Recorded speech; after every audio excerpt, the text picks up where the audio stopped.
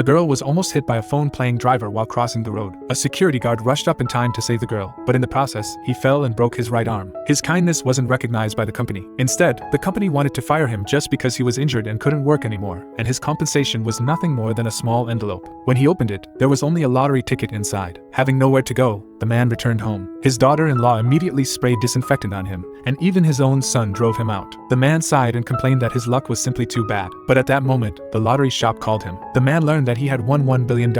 He immediately rushed to the lottery shop to claim the prize. Looking at the balance on his phone, he was overwhelmed with excitement. Although his family didn't care about him, he still decided to buy them many gifts. The man went to a high-end mall and bought a pile of gold and jade. He also purchased a limited edition luxury car for his son. Then, he went to a real estate sales office and bought a villa for his wife. Afterwards, he happily drove the luxury car straight to his son's engagement party. But as soon as he arrived at the restaurant, he was disliked by everyone. His wife even laughed at him for not knowing how to use the steak utensils. Still, the man wasn't angry. On the contrary, to show his love, he secretly paid the bill for the entire meal. He even ordered wine worth $1 million.